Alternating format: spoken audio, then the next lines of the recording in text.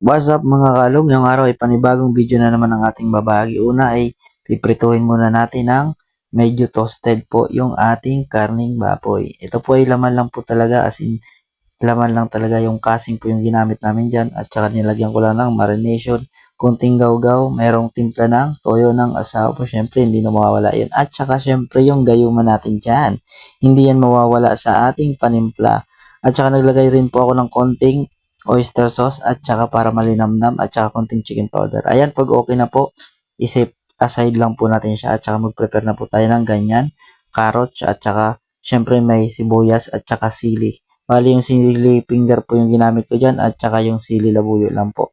Ganyan lang po kadali, simpleng-simple lang po at saka una prituhin lang po natin ang ating ginayat na carrots. Kung nakikita nyo po, ayan, tinutulungan ako ng kasama kong Shipo para mabilis ang pagluto. Ayan, shoutout po nga po pala sa mga ating solid na followers natin dyan. Hindi ko na po kayo iisa-isain, alam nyo na po kung sino kayo. At saka pag okay na, hanguin lang po natin ng bagya para mabango po. Ang purpose po dyan ay para mabango ang ating panlahok na mga gulay. Ganyan po ang standard po ng Chinese at kahit sa ibang mga nagluluto, ganyan din po ang standard ng mga restaurant. Ayan, pag okay na, iset aside lang po natin yan at saka maganda na po tayo ng konting mantika at ulo ng ating spring onion para igisa natin at saka sunod natin ang bawang. At pag okay na, ilagyan natin ng rice wine, alak po ng Chinese at saka konting tubig lang po. Ayan, kunting-kunti lang po talaga.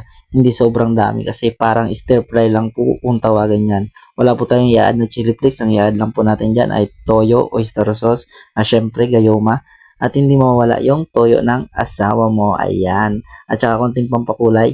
At saka, yan po yung tinatawag na white pepper po. Ayan. Tapos ito po, nor seasoning po yung kulay pula na yan. Ayan, pag okay na, ilagay lang po natin sa ating sauce at ihalo-halo natin. Pag okay na, tikman nyo lang syempre hindi mawawala yung pagtikip. Sa mga hindi po mga nakakasunod sa aking mga video, ayan, comment lang po kayo sa baba para ulitin natin para matutunan nyo ang ating mga video na tinuturo at mga tutorial. Ayan, pag okay na, ihulog na po natin ang ating prinito kanina na laman ng karne. At saka pag okay na, halo-haloin lang natin. Kung marunong kayo magalog, mas okay, mas better. Pero pag hindi, gamitan nyo na lang po ng sandok at halo-haloin nyo na lang po ng doble. At saka isabay na natin ang ating gulay na prinito rin kanina para lalong bumango at sumarap yung aroma. At pag okay na sa inyo yung timpla, lagyan nyo na po ng pampalapot na gawgaw. Ang ginagamit po namin pampalapot dyan ay potato starch, hindi po kami gumagamit ng cornstarch. Kasi ang purpose po ng cornstarch, mabilis malabnaw. Hindi katulad ng potato starch kasi abutan nyo ng isang araw o sunod pa na araw, malapot pa rin ang potato starch. Ayan, sa mga nakakasunod po ng aking video, maraming salamat. Thank you po talaga sa aking pagsusuporta. Walang sawang suporta sa akin.